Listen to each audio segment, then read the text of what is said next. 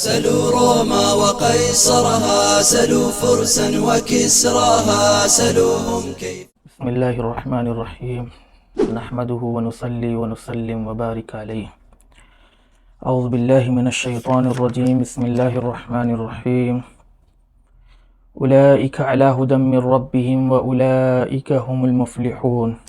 إن الذين كفروا سواء عليهم أأنذرتهم أم لم تنذرهم لا يؤمنون. ختم الله على قلوبهم وعلى سمعهم وعلى أبصارهم غشاوة ولهم عذاب عظيم.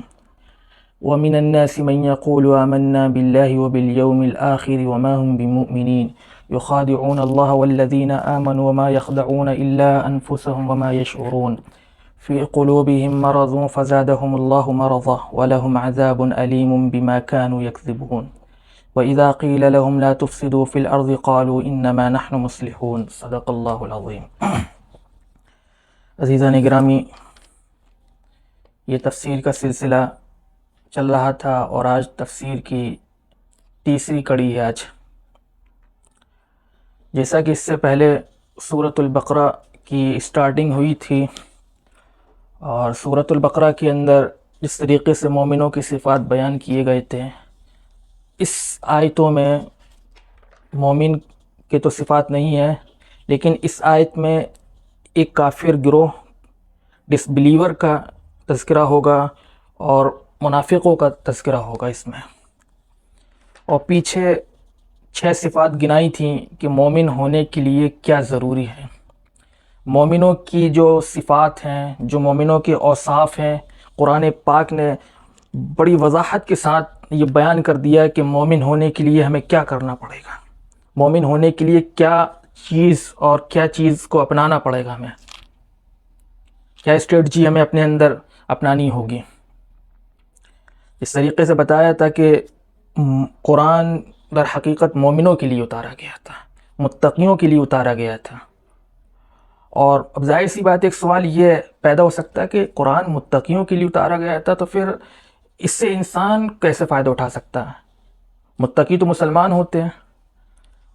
ایک ہوتا متقی ایمان لانے کے بعد تقوی اختیار کرنا، ایک فی نفس ہی انسان کے اندر خوف خدا ہوتا ہے، یعنی اپنی ذات کے اندر وہ صادق ہوتا ہے، سچا ہوتا ہے. جیسا کہ ہم معائنہ کرتے ہیں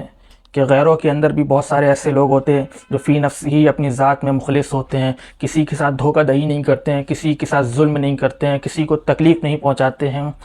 تو ایسے دل والے لوگ جو ہوں گے نا، جو راست باز ہوں گے، سچے ہوں گے، اور جن کے اندر لوگوں سے محبت ہوگی، اور جن کے اندر کہیں نہ کہیں خدا کا تصور ہوگا لیکن حقیقت تک پہنچ نہیں پا رہے وہ لوگ. یعنی خدا کو تو مانتے ہیں، کہتے خدا ہے، لیکن ایگزیکٹ خدا کون سا ہے وہ ان کے یہاں نہیں ہے. تو ایسے لوگ قرآن تک پہنچ جاتے ہیں. آپ معائنہ کریں اور دیکھیں کہ دنیا کے اندر جو ہدایت پاتے ہیں ان کا جب جائزہ لیں تو آپ کو پتہ لگے گا کہ وہ اپنی ذات کے اندر بہت مخلص تھے. یعنی ان کے اندر شرافت ہوگی فی نفسی، یا اچھے کام کرتے ہوں گے، لوگوں کی فلاح بہبودگی میں حصہ داری ڈالتے ہوں گے، لوگوں کے ساتھ اچھائی کا کام کرتے ہوں گے، نیکی کا معاملہ کرتے ہوں گے. تو ایسے لوگ جو دوسرے مذاہب میں ہوتے ہیں اور وہ حق کی تلاش میں ہوتے ہیں تو فوراً اللہ تعالیٰ انہیں حق دکھلا دیتا ہے اور وہ حق کو پا لیتے ہیں. اور حق کو پانے کا مطلب یہ کہ اللہ کو وہ پا لیتے ہیں اور ہدایت مل جاتی ہے. تو یہ جو قرآن پاک کا اصل مزہ وہی چکھ سکتا ہے جس کے اندر تقوی ہوگا، اور تقوی مومنوں کو ملتا ہے. اور مومن کس کو کہتے ہیں؟ یہ متقیوں کی جو صفات بیان کی جا رہی ہے یہ مومنوں کی خالص صفات ہیں. یعنی انما المؤمنون الذین اذا ذکر اللہ وجلت قلوبهم. مومن تو وہ ہوتے ہیں کہ ان کے دل بالکل پھٹ جاتے ہیں اور بالکل لرز اٹھتے ہیں جب ان کے سامنے اللہ کا ذکر ہو، اللہ کی بڑائی بیان کی جائے، اللہ کی وحدانیت کا تذکرہ ہو، تو ایک دم ان کے قلوب مچل جاتے ہیں اور آنسوؤں سے ان کی آنکھوں سے آنسوؤں کی لڑی بہہ پڑتی ہے. تو یہ مومنوں کی صفات ہیں. اور قرآن سے فائدہ وہی شخص اٹھا سکتا ہے جس کا دل خاص ہو، جس کے دل میں بغض نہ ہو، جس کے دل میں کینہ نہ ہو، جس کے دل میں نفرت نہ ہو، جس کے دل میں حسد نہ ہو. اور اگر یہ تمام چیزیں ہوں گی اور دنیا کی محبت ہوگی، دنیا طلبی ہوگی، تو ہم قرآن سے استفادہ نہیں کر سکتے. میرے عزیز اس بات کو بالکل گوش گزار کر لینا چاہیے ہمیں کہ قرآن سے استفادہ کا اصل مقصد وہی حاصل کر سکتا ہے جس کا دل صاف ہو، خالص ہو، اور اللہ کی محبت اس کے دلوں میں پیوست ہو، اور جس کا دل دنیا کی لذتوں سے بھرا پڑا ہو، دنیا کی چمک دمک اس کے دل میں بیٹھ گئی ہو، اور وہ چاہ لے کہ ہم خدا کو تلاش لیں اس قرآن کے ذریعے سے، ہرگز نہیں، کبھی نہیں ہو سکتا ایسا۔ ہمیں اپنے دلوں سے دنیا کی محبت کو نکالنا پڑے گا۔ اللہ تعالیٰ سے دل کے اندر نہیں اترتا جس دل کے اندر دنیا کی محبت ہو، دنیا طلبی ہو جس کے دل کے اندر۔ پھر اللہ تعالیٰ آگے بتاتا ہے کہ متقی کون لوگ ہوتے ہیں، متقیوں کی صفات کیا ہے۔ یہ 5 صفات بیان کی گئی تھی، 6 صفات کہ متقی کون ہوتے ہیں۔ میں بالکل شارٹ انداز میں آپ کو بتاتا چل رہا ہوں متقی کون ہوتے ہیں۔ متقی وہ ہوتے ہیں جو غیب پر ایمان لاتے ہیں۔ آخرت کس نے دیکھا، جنت کس نے دیکھا، جہنم کس نے دیکھا، لیکن اسے پتہ ہے کہ جنت اور جہنم کا جو تذکرہ قرآن کے اندر ہمیں اس پر یقین ہے، یقین کامل ہے کہ یہ چیزیں موجود ہیں۔ جنت ان کو ملے گی جو اللہ کی تعلیمات پر عمل کر کے گزار کر، دنیا اپنی پوری مکمل کر کے، اپنی عمر گزار کر آخرت میں جائیں گے، اور اللہ تعالیٰ ان نیک اعمال کے بدلے میں ان کو جنت عطا کرے گا۔ اور انہیں پتہ ہے کہ جہنم ان لوگوں کو ملے گی جو اللہ تعالیٰ کی نافرمانی کر رہے ہوں گے دنیا کے اندر، اور وہ مر کے جائیں گے تو اللہ تعالیٰ ان کو جہنم میں بھیجے گا۔ لیکن کس نے دیکھا؟ یہ کسی نے نہیں دیکھا، نہ ہم نے دیکھا نہ آپ نے دیکھا، لیکن ہمیں یقین ہے کہ جنت کا تصور یقینی ہے، جہنم کا تصور یقینی ہے، یہ سچ ہے۔ یہ مومن کی صفات ہے کہ مومن کو یقین ہے کہ جنت غیب کا علم ہو، یعنی جنت بھی ہے اور جہنم بھی ہے، یہ غیب کی باتیں ہیں، لیکن مومن کہتا ہے ہمیں جو قرآن میں غیب کی باتیں بتلا دی گئی ہم اس کو سچا مانتے ہیں، اس کے سامنے سر خم تسلیم کرتے ہیں کہ جو بھی غیب کی باتیں ہیں اللہ تعالیٰ نے بیان کی ہیں وہ سب سچ ہیں، حق ہیں اور موجود ہیں۔ وہ یہ مومن کی صفات ہے۔ دوسری صفات مومن کی بیان کی گئی تھی، یقیمون الصلاۃ، کہ مومن وہ ہوتے جو نماز کو قائم کرتے ہیں، نماز پڑھتے نہیں ہیں بلکہ نماز کو قائم کرتے ہیں۔ نماز قائم کرنے کا مطلب یہ کہ خشوع و خضوع ہوتا ہے ان کی نمازوں میں، اخلاص ہوتا ہے ان کی نمازوں میں، وہ کوئی نماز قضا نہیں کرتے ہیں، اگر قضا ہو جاتی تو فوراً وقت پہ پڑھ لیتے ہیں۔ اور جس طریقے سے حضور نبی کریم صلی اللہ علیہ وسلم نے نماز پڑھنے کا طریقہ بتایا اس طریقے پر نماز پڑھتے ہیں، اعتدال کے ساتھ، وسطیت کے ساتھ نماز پڑھتے ہیں، دنیا طلبی کو ایک طرف ڈال کر نماز پڑھتے ہیں، اخلاص کے ساتھ، خشوع و خضوع کے ساتھ للہ ایسی نماز پڑھتے ہیں کہ ان تعبد اللہ کأنک تراہ، کہ تم لوگ ایسی عبادت کرو گویا کہ تم اللہ کو دیکھ رہے ہو۔ اللہ کے رسول صلی اللہ علیہ وسلم سے پوچھا ما هو الاحسان، احسان کیا یا رسول اللہ؟ حضور نبی کریم صلی اللہ علیہ وسلم نے فرمایا ان تعبد اللہ کأنک تراہ، کہ تم لوگ ایسی عبادت کرو گویا کہ تم اللہ کو دیکھ رہے ہو، اپنی نگاہوں سے اللہ کا دیدار کر رہے ہو۔ فَإِن لَمْ تَكُنْ تَرَاهُ، اگر تمہارے اندر یہ کیفیت نہیں پیدا ہو پا رہی ہے، اگر تم نہیں سمجھ پا رہے ہو یا نہیں دیکھ پا رہے ہو کہ گویا کہ تم اللہ کو دیکھ رہے ہو، اگر یہ کیفیت تمہارے اندر نہیں پیدا ہو رہی ہے تو تم یہی تصور کر لو کہ اللہ تم کو دیکھ رہا ہے، فَإِنَّهُ يَرَاكَ، کہ وہ تم کو دیکھ رہا ہے۔ جب ہمارے اندر یہ کیفیت پیدا ہو جائے گی، یقیمون الصلاۃ، تب ہماری نمازیں قائم ہوں گی۔ آج ہماری نمازوں کا کیا تفسیرہ کرنا ہم خود جانتے ہیں کہ ہم نمازیں پڑھ رہے ہوتے ہیں، ہمارے دل اپنے کاموں میں مست ہوتے ہیں، مشغول ہوتے ہیں، دوسرے کاموں کی فکر میں لگے ہوتے ہیں، کوئی اپنا حساب جوڑ رہا ہوتا ہے نماز کے اندر، کوئی آنے والے وقت کی تیاری کر رہا ہوتا ہے، کسی کو کوئی کام کرنا ہوتا ہے تو اسے وہ نماز پڑھتا ہے کہ تاکہ ہم اپنے کام کو بالکل صحیح سے جانچ لیں، پرکھ لیں، تاکہ اس کو ہم آگے پیش کر سکیں۔ یہ ہماری نمازوں کا حال ہے۔ ہم نماز پڑھتے ہیں تو لوگوں کو دکھاوے کے لیے پڑھتے ہیں، ہمارے اندر وہ خشوع و خضوع ختم ہو گیا، ہماری نمازوں کا بالکل جنازہ نکل گیا۔ ہم نماز پڑھ رہے لیکن ہمارے اندر چینجنگ نہیں آ رہی ہے۔ قرآن کے اندر، حدیث کے اندر کہ من ترک الصلاۃ متعمدا فقد کفر، جو نماز کو جان بوجھ کر چھوڑ دے وہ ایسا شخص کافر ہے، یعنی اس نے کافروں والا عمل کیا۔ نماز تو ایسے ہے کہ کفر اور مومن اور کافر کے درمیان کا فرق پیدا کرتی ہے نماز۔ بین الکفر والمؤمن الصلاۃ، کافر اور مومن کے درمیان اگر کوئی امتیاز والی چیز ہے تو وہ نماز ہے۔ ہمیں پتہ چل جائے گا کہ نماز جو پڑھ رہا وہ مومن ہے، جو نماز نہیں پڑھ رہا وہ مومن نہیں ہے۔ لیکن آج ہم دیکھتے ہیں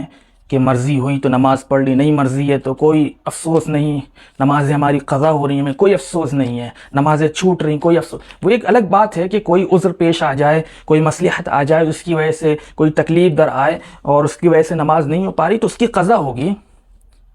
قرآن کے اندر اور احادیث کا اگر مطالعہ کیا جائے تو نماز کی اتنی اہمیت ہے، اتنی اہمیت ہے کہ اللہ کے رسول صلی اللہ علیہ وسلم اپنے مرض الوفات میں ہیں اور کہہ رہے ہیں علیک بالصلاۃ، علیک بالصلاۃ، نماز کو لازم پکڑ لو۔ حضور بیدار ہو رہے ہیں اور کہہ رہے ہیں کہ نماز کو، پھر بے ہوش ہو رہے ہیں، اٹھ رہے ہیں، نماز کو لازم پکڑ لو، تلقین ہو رہی نماز کی، تلقین، وصیت کر رہے ہیں نماز نماز نماز۔ بتائیے وہ حضور نبی کریم آخری وقت چل رہا ہو اور وہ بس بیدار ہوتے ہیں، اپنے ایک بے ہوشی کا عالم ہوتا ہے، ایک دم غشی طاری ہو جاتی ہے، اٹھتے ہیں علیک بالصلاۃ، علیک بالصلاۃ، نماز کی تلقین، نماز کی تلقین۔ اور قرآن کے اندر جا بجا دیکھیں، قرآن میں اقیم الصلاۃ، اقیم الصلاۃ، اور احادیث نبویہ کے اندر نماز کی جو اہمیت اور فضیلت اور نماز کی تاکید پر جو روایتیں بھری پڑی ہیں اس کا بیان کرنا دشوار ہو جائے گا۔ پورے ذخیرے نماز کی فضیلت اور نماز کی اہمیت پر بھرے پڑے ہیں، لیکن آج ہمارے معاشرے کے اندر دیکھیے کہ نماز کا ہمارے ساتھ کیا رویہ ہے۔ موڈ ہوا نماز پڑھ لی، موڈ نہیں ہوا نہیں پڑھ رہے، آج من ہوا پڑھ لی، نہیں من ہوا نہیں پڑھ رہے، وہ اہمیت ختم ہو گئی۔ ورنہ اقیمو لفظ حکم ہے، نماز پڑھنا ہے، یقینی ہے، یہ نماز گویا کہ یہ ایک امر ہے اور اللہ تعالیٰ کا حکم ہے، اور ایک مرتبہ اللہ نے حکم نہیں دیا بلکہ 80 سے زیادہ مقام پر اقیمو کا لفظ آیا ہے قرآن کے اندر۔ لیکن آج ہمارا نماز کے ساتھ جو رویہ ہے، اللہ معاف کرے، اللہ معاف کرے، بس اللہ معاف کرے۔ یہ دوسری صفات تھی۔ اور تیسری صفت یہ بیان کی وَمِمَّا رَزَقْنَاهُمْ يُنْفِقُونَ، کہ جو ہم بندے کو جو رزق دیتے ہیں وہ رزق خرچ کرتا ہے اللہ کی راہ میں، ان تمام چیزوں میں مال خرچ کرتا ہے جس سے اعلاء کلمت اللہ کو فائدہ ہوتا ہو، اللہ کا کلمہ بلند ہوتا ہو، دین وسعت پاتا ہو، دین بلند ہوتا ہو۔ ایسی چیزوں میں اگر وہ مال خرچ کر رہا ہے، اللہ کی راہ میں مال لگا رہا ہے، تو یہ بھی مومن کی صفات ہے، یہ متقی کی صفات ہے۔ گنتے جائیے گا، یہ تیسری صفات ہو گئی ہے۔ والذین یؤمنون بما انزل الیک، اور یہ چوتھی صفت کہ اس چیز پر وہ ایمان رکھتا ہے جو نازل کی گئی آپ کی جانب، یعنی قرآن پاک پر وہ ایمان رکھتا ہے۔ اور پانچویں صفت یہ ہے کہ قرآن پاک سے پہلے جو کتابیں اتاری گئی، یعنی صحائف اتارے گئے، ان صحائفوں پر بھی ایمان رکھتا ہے۔ یعنی قرآن پہ ایمان رکھنے کا مطلب یہ نہیں ہے کہ ایک کتاب ہے جو نازل کر دی گئی ہے بس۔ قرآن پر ایمان رکھنے کا مطلب یہ ہے کہ قرآن کے اندر ایک ایک لفظ جو موجود ہے وہ اپنی صحیح حالت پر ہے، ایک بھی لفظ ادھر ادھر نہیں پھرا، کیونکہ انا نحن نزلنا الذکر وانا له لحافظون۔ قرآن پاک نے، اللہ تعالیٰ نے صاف الفاظ میں کہہ دیا کہ ہم نے اس قرآن کو نازل کیا اور ہم ہی اس کے نگہبان ہیں، لہذا اب ہمارا عقیدہ یہ ہونا چاہیے کہ اس میں ایک لفظ کی بھی ہیر پھیرنگ نہیں ہوئی ہے، اپنا ایک ایک لفظ اپنے صحیح مقام پر ہے، اس میں ذرہ برابر بھی چینجنگ نہیں ہوئی ہے۔ یہ ہمارا عقیدہ ہونا چاہیے۔ اس میں جو چیزیں بیان کی گئی ہیں آخرت سے متعلق، جنت اور جہنم سے متعلق اور معجزات سے متعلق، ایسی باتیں بیان کی گئی ہیں، مثلا حضرت عیسیٰ کا بغیر باپ کے پیدا ہو جانا یہ معجزہ ہے، حضرت عیسیٰ کا بغیر باپ کے پیدا ہو جانا یہ معجزہ ہے۔ لیکن بعض لوگ جو ایتھسٹ ہوں گے، اگر وہ مطالعہ کر رہے ہیں، یا وہ مسلمان ہیں جن کا کوئی تعلق نہیں ہے دین سے، اسٹڈی کے طور پر مطالعہ کر رہے ہیں اور صرف معلومات حاصل کرنے کے لیے مطالعہ کر رہے ہیں، تو وہ کہیں گے بغیر باپ کے کیسے پیدا ہو سکتا ہے، یہ ممکن ہی نہیں ہے۔ تو ایسے لوگوں کو چاہیے کہ مسلمان اگر ہوگا تو وہ یقین کرے گا کہ ایسا ہو سکتا ہے، یقینی ہے، یہ جب قرآن میں آ گیا تو یہ بات یقینی ہے کہ ایسا ہوا ہوگا۔ تو ان چیزوں پر بھی ہمیں یقین ہونا چاہیے کہ قرآن کے اندر جو چیزیں بیان کی گئی ہیں وہ چیزیں یقینی ہیں، ہونی ہے یا ہو چکی ہیں۔ جو مستقبل کے بارے میں جو چیزیں بیان کی گئی ہیں وہ ہو گئیں، اور جو ماضی کے بارے میں بیان کی گئی ہیں وہ ہو چکی ہیں، اور اس پر یقین رکھنا ہمیں ضروری ہو جائے گا۔ ہمیں یقین، بالکل یقین کامل ہونا چاہیے کہ یہ جو چیزیں بیان کی گئی ہیں وہ یقینی ہیں۔ اور بما انزل الیک وما انزل من قبل، اور اس سے پہلے جو چیزیں بیان کی گئی تھیں، یعنی جو صحائف نازل ہوئے انبیاء علیہ الصلوۃ والسلام پر، وہ صحائف بھی اللہ کی جانب سے نازل کیے گئے، اس بات کا بھی ہمیں یقین کرنا چاہیے کہ وہ صحیفے بھی اللہ کی جانب سے نازل کیے گئے تھے، لیکن اس میں رد و بدل ہو چکا ہے۔ اگر آج موجود ہیں تو وہ رد و بدل کی حالت میں ہیں، اس میں تغیر ہو چکا ہے، اس میں چینجنگ ہو چکی ہے، لہذا ہمیں اس بات کا بھی یقین رکھنا چاہیے کہ آج جو صحیفے موجود ہیں وہ صحیفوں میں چینجنگ ہو چکی ہے۔ مثلا آج توریت موجود ہے لیکن اس میں چینجنگ ہے، انجیل موجود ہے اس میں بھی چینجنگ ہے، زبور موجود ہے اس میں بھی چینجنگ ہے۔ وَبِالْآخِرَةِ هُمْ يُوقِنُونَ، اور مومن وہ بھی ہوتا ہے، متقی کی چھٹی صفت یہ ہے کہ وہ آخرت پر یقین رکھتا ہے، آخرت پہ ایمان نہیں رکھتا، ایمان کے ساتھ ساتھ یقین رکھتا ہے۔ ایمان لانا ایک الگ چیز ہوتی ہے اور یقین رکھنا الگ چیز ہوتی ہے، کیونکہ اسے پتہ ہے کہ آخرت کہ ہو سکتا ہے کہ آخرت ہو یا نہ ہو، اسی وجہ سے یہاں پہ یقین کا لفظ استعمال کیا کہ متقی وہ ہے جو آخرت پر ایمان نہیں لاتا بلکہ آخرت پر یقین رکھتا ہے کہ یہ یقینی چیز ہے کہ آخرت قائم ہوگی، آخرت میں حساب و کتاب ہوگا، آخرت میں اللہ کی بادشاہت قائم ہوگی، وہاں پہ مومن بھی ہوں گے، کافر بھی ہوں گے، تمام لوگ جمع ہوں گے اور وہاں حساب و کتاب ہوں گے، حساب و کتاب کے بعد جنت اور جہنم میں لوگ جائیں گے، اس بات کا بھی یقین ہونا چاہیے۔ تو یہاں پر یہ مومن کی چھٹی صفت بیان کی گئی۔ اب جب وہ تمام صفات بیان کر دی گئی تو اب یہاں سے نیا مرحلہ شروع ہوتا ہے کہ اولئک علی ھدی من ربہم واولئک ھم المفلحون۔ یہ مذکورہ جو صفات بیان کی گئی ہیں، ان صفات کے حاملین اپنے رب کی جانب سے ہدایت پر ہیں۔ اگر مومن متقی کو پرکھنا ہو تو وہ دیکھے کہ یہ جو صفات بیان کی گئی اپنے اندر دیکھے، کہ جائزہ لے اپنے اندر کا کہ وہ چیزیں اس کے اندر موجود ہیں، یہ صفات اس کے اندر پائی جا رہی ہیں۔ کیا وہ نماز پڑھتا ہے؟ کیا وہ غیب پر یقین رکھتا ہے، ایمان رکھتا ہے؟ کیا وہ صدقہ خیرات کرتا ہے، زکوٰۃ ادا کرتا ہے، ينفقون خرچ کرتا ہے راہ خدا میں؟ کیا وہ کتاب اللہ پر یقین رکھتا ہے؟ کیا وہ صحائف پر یقین رکھتا ہے؟ کیا وہ آخرت پر یقین رکھتا ہے؟ اگر وہ تمام چیز اس کے اندر پائی جا رہی ہیں تو وہ یقیناً مومن ہیں، اور اگر وہ مومن ہیں تو یہ بشارت ہے کہ اولئک علی ھدی من ربہم، کہ وہ لوگ اپنی رب کی جانب سے ہدایت پر ہیں۔ یہ مذکورہ صفات والے حاملین اپنے رب کی جانب سے ہدایت پر ہیں، اور یہی لوگ کامیاب لوگ ہیں، یہی لوگ کامیاب ہیں۔ اللہ رب العالمین ایسے لوگوں کو کامیابی کا مجزہ دے رہا ہے، سرٹیفکیٹ عطا کر رہا ہے کہ تم لوگ کامیاب ہو اگر یہ تمہارے اندر صفات پائی جائیں گی۔ اگر اس میں سے ایک بھی صفت تمہارے اندر نہیں ہے تو تم کامیاب نہیں ہو۔ کامیاب ہونے کے لیے ضروری ہے کہ یہ مذکورہ جو صفات بیان کی گئی ہیں، ان صفات کے حاملین کو ہمیں بننا چاہیے، ان صفات کو اپنی زندگی کے اندر اتار لینا چاہیے مومنوں کو، اگر کامیاب بننا چاہے تو۔ کامیاب یہ نہیں ہے کہ انسان بڑے بڑے بنگلے کھڑے کر لے، انسان مال و زر اکٹھا کر لے، بلکہ کامیاب یہ ہے، کامیاب ہونے کے لیے ہمیں یہ مذکورہ صفات کو اپنے اندر جذب کرنا ہوگا، مذکورہ صفات کو اپنے اندر اپنانا ہوگا۔ اب یہاں سے آگے ان الذین کفروا سواء علیہم اانذرتہم ام لم تنذرہم لا یؤمنون۔ اب یہاں سے ایک نیا مرحلہ شروع ہو رہا ہے، ایک دم نئی بات شروع ہو رہی ہے کہ یقیناً وہ لوگ جن لوگوں نے کفر اختیار کر لیا، سواء علیہم اانذرتہم، ان پر برابر ہے، آیا آپ ان کو ڈرائیے، آیا آپ ان کو نہ ڈرائیں، وہ ایمان نہیں لائیں گے۔ یہ ایسے لوگوں کے بارے میں آیت نازل ہوئی، مثلا ابو جہل ہو گئے، ابو لہب ہو گئے، اس طریقے کے جو شرپسند کافر تھے۔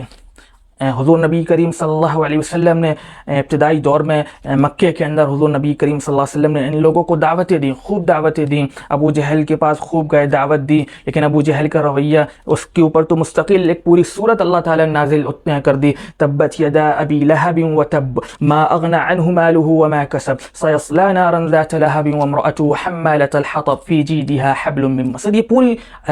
قرآن کی سورت اتار دی گئی، اس کی رسوائی، اس کی ذلت، اس کی اہانت پر، اور یہ بھی فرما دیا گیا یا رسول اللہ آپ پریشان مت ہوئیے، آپ ان پر اپنی جان اور اپنا مال اور اپنی محنت ان پر صرف مت کیجیے، ان پر محنت کرنا فضول ہے، آپ ان پر محنت کریں خواہ نہ کریں، ان کو کوئی فائدہ نہیں پہنچنے والا، کیونکہ ہم نے ان کے قلوبوں کو جانچ لیا ہے، ان کے قلوب ایسے ہیں کہ یہ ہدایت نہیں پا سکتے، ان کے قلوبوں میں شر ہے یا رسول اللہ، ان کے قلوبوں میں شر ہے، ان کے قلوبوں میں فساد ہے، لہذا جن کے قلوبوں میں شر اور فساد ہوتا ہے وہ ہدایت نہیں پاتے، یا رسول اللہ ان کے چکر میں مت پڑیے آپ۔ اور آپ دیکھیں گے کہ ابو جہل بدر کے اندر کس طریقے سے مرا اور ابو لہب کس طریقے سے تڑپ تڑپ کے مرا، تاریخ اٹھا کر دیکھنا آپ۔ اور انہی کے بارے میں اللہ کے رسول اللہ تعالیٰ نے فرمایا کہ آپ ان کو ڈرائیں، ڈرانے سے مطلب یہ کہ جنت اور جہنم کا تذکرہ کریں، اللہ کی وحدانیت، اللہ کی قدرت اور اللہ کی جلال اور اللہ کی طاقت کا تذکرہ کریں، اور بتائیں کہ اللہ ذوالجلال ہے، اللہ طاقت والا ہے، اللہ قہار ہے، اللہ کے ہاں جنت بھی، اللہ کے ہاں جہنم بھی ہے۔ جہنم ان لوگوں کو ملے گی جو اللہ کی وحدانیت کے منکر ہیں، اللہ کی توحید کو نہیں مانتے، اللہ کو ایک نہیں مانتے، اللہ کی قدرت کا انکار کرتے ہیں، جہنم ان لوگوں کے لیے ہے۔ اور جنت کی بشارتیں اگر آپ دے رہے ہیں تو وہ بھی فضول ہیں،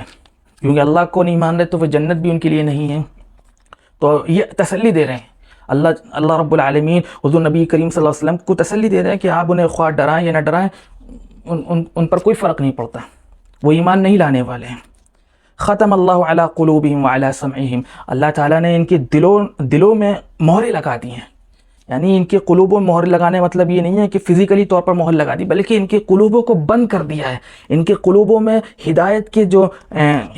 کے لیے جو راہ ہموار تھی وہ راہ کو ختم کر دیا ہے، اور ان کے دلوں کو بند کر دیا ہے، ہدایت سے محروم کر دیا ان کے دلوں کو۔ ختم اللہ علی قلوبہم، اللہ تعالیٰ نے یہ تعبیر اللہ تعالیٰ نے استعمال کی ہے کہ مہر لگا دی جاتی، جیسا کہ ہم دیکھتے ہیں کہ بڑے بڑے جو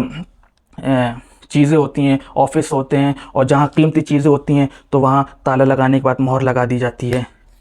موم بتی وغیرہ سے، تو وہ ایک تعبیر ہوتی ہے، یعنی مہر لگانے مطلب یہ ہے کہ اب اس تالے کو کوئی نہیں کھول سکتا۔ تو اسی طریقے سے اللہ تعالیٰ نے ان کے قلوبوں میں مہر لگا دی ہے کہ اب وہ ہدایت کبھی نہیں پا سکتے، ہدایت ان سے کوسوں دور ہو گئی ہے، اب وہ جہنم ان کا مقدر بن گئی ہے۔ وعلی سمعہم، ان کے کانوں میں اللہ تعالیٰ نے مہر لگا دی ہے کہ وہ اب ان کے کان ہدایت کو نہیں سن سکتے،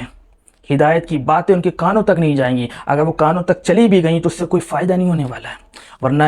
وہ لوگ تھے جن کے دل صاف تھے، جب وہ قرآن کو سنتے تھے تو ایک دم مچل جاتے تھے۔ جب حضرت عمر نے جس وقت قرآن طٰہٰ مَا أَنزَلْنَا عَلَيْكَ الْقُرْآنَ لِتَشْقَىٰ، جب اس آیت کو سنا تو ان کے قلوب بالکل مچل گئے، اور کہا کہ وہ صحیفہ لے کر آؤ جس کو تم پڑھ رہے تھے، اور جب سنا تو ایک دم ان کی حالت چینج ہو گئی۔ کہا یہ دنیا والوں کا کلام نہیں ہے، یہ تو 7 آسمانوں کے اوپر جو بیٹھا ہوا ہے، عرش معلیٰ پر ذوالجلال بیٹھا ہوا ہے، اس کا کلام ہے۔ ایک دم ان کی کیفیت چینج ہو گئی۔ اور اسی طریقے سے بے شمار واقعات آپ سیرت کی کتابوں میں پڑھیں گے کہ جو بھی جب قرآن کو سنتا تھا تو ایک دم اس کے دل کے اندر چینجنگ آ جاتی تھی، اور وہ ایک دم بدل جاتا تھا، اس کی کیفیت چینج ہو جاتی تھی، اور وہ کہتا تھا کہ یہ دنیا فضول ہے اور اللہ تعالیٰ ہی واحد لا شریک ہے، اور وہی ہمارا حقیقی مالک ہے۔ وعلی ابصارہم غشاوہ، اور ان کی نگاہوں پہ پردہ ڈال دیا گیا، اب ان کی نگاہوں سے وہ چیزیں ختم کر دی گئیں جو ہدایت کا ذریعہ بن سکتی تھیں۔ وہ معجزات ان کے سامنے جو حضور جو معجزات دکھاتے تھے، ان معجزات سے بھی انہیں کوئی فرق نہیں پڑ سکتا، اور اللہ تعالیٰ کے جو وہاں پہ جو شاعر تھے، صفا مروہ کعبہ، یہ سب چیزیں جو شاعر میں سے تھیں، ان کو دیکھ کر بھی ان کی نگاہوں میں اگر یہ چیزیں آ بھی رہی ہیں تو اس سے کوئی فائدہ نہیں ہے، وہ ہدایت نہیں پا سکتے۔ وَلَهُمْ عَذَابٌ عَظِيمٌ، جب یہ تمام چیزیں ہو جائیں کہ وہ ہدایت بھی نہیں پا سکتے، ان کے کان بھی بند کر دیے گئے، ان کے آنکھوں میں پردہ بھی ڈال دی گیا، اور ان کے قلوب میں یعنی دلوں کے اندر مہر لگا دی گئی، جب یہ تمام چیزیں کر دی گئیں، اب اللہ تعالیٰ فرما رہا ہے وَلَهُمْ عَذَابٌ عَظِيمٌ، یہ تمام چیزوں کے بعد، ان تمام باتوں کے بعد ان کے لیے دردناک عذاب ہے، دردناک عذاب، عذاب عظیم۔ ایک تو عذاب خود اپنے ہی میں ایک کیفیت رکھتا ہے، ایک عجیب اس کے اندر کشش ہے کہ عذاب ہے، اور اللہ کا عذاب ظاہر سی بات ہے کوئی معمولی دنیا کا عذاب ہم لوگ دیکھتے ہیں تو بالکل مچل جاتے ہیں اور بے قرار ہو جاتے ہیں، ایک دم رونگٹے کھڑے ہو جاتے ہیں، اور اللہ کا عذاب، اور اللہ تعالیٰ کہہ رہا ہے کہ وَلَهُمْ عَذَابٌ، کہ ان کے لیے عذاب تو ہے ہی، اور ایک صفت اور ایڈ کر رہا ہے، صفت اور ایڈ کر رہا، کہہ رہا ہے کہ عذاب ہی پر اکتفا نہیں ہے بلکہ دردناک عذاب ہے، عظیم دردناک عذاب ہے۔ عذاب دے سکتا ہے اللہ تعالیٰ، لیکن اس کے ساتھ جب صفت ایڈ کر دی تو وہ اس کی کیفیت دوبالا ہو گئی، وہ تصور میں نہیں آ سکتا کہ وہ عذاب کیسا ہوگا، وہ ہولناکی جہنم کی کیسی ہوگی، آپ اندازہ نہیں لگا سکتے، کوئی اندازہ نہیں لگا سکتا کہ وہ اللہ کا دردناک عذاب کیسا ہوگا۔ لیکن یہ ان لوگوں کے لیے جو ہدایت سے سرشار نہیں ہوئے، ہدایت ان کے قلوبوں میں نہیں اتری، یہ ان لوگوں کے لیے دردناک عذاب ہے۔ اب یہاں سے یہ جو تذکرہ چل رہا تھا یہ کافروں کا تذکرہ تھا، یہاں پہ 3 گروہ سے متعلق گفتگو ہوئی۔ پہلا جو گروہ تھا وہ مومنوں کا، متقیوں کا گروہ تھا، ان کی صفات بیان ہوئی ہے۔ یہ دوسرا جو گروہ تھا یہ کافروں کا تھا، ان کی صفات بیان ہوئی ہے۔ یہ تیسرا جو گروہ ہے یہ منافقوں کا ہے۔ منافق کہتے ہیں کہ زبان پہ کچھ اور ہو، دل پہ کچھ اور ہو، یعنی زبان پہ اس کا کچھ اور ارادہ ہے یا زبان سے کچھ اور کہہ رہا ہے اور دل میں اس کا کچھ اور مقصد ہے، تو ایسی حرکت کرنے والے کو منافق کہتے ہیں۔ جیسے کہ حدیث کے اندر آیا ہے آیت المنافق ثلاث، کہ منافق کی 3 علامتیں ہیں، اذا حدث کذب واذا وعد اخلف واذا اؤتمن خان، کہ اذا حدث کذب، جب بھی گفتگو کرے تو وہ جھوٹ بولے، دجل فریبی کرے، باتوں کو ہیر پھیر کرے، باتوں کو گھمائے، وَإِذَا وَعْدَ أَخْلَفَ، اور جب بھی وہ وعدہ کرے، اس سے وعدہ کیا جائے تو وعدے میں وعدہ خلافی کرے، وعدے کو پورا حق ادا نہ کرے، وَإِذَا تُمِنَ خَانَ، اور جب اس کے پاس کوئی امانت رکھی جائے تو اس میں خیانت کرے۔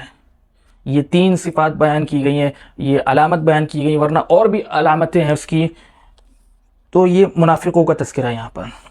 وَمِنَ النَّاسِ مَن يَقُولُ آمَنَّا بِاللَّهِ وَبِالْيَوْمِ الْآخِرِ وَمَا هُم بِمُؤْمِنِينَ،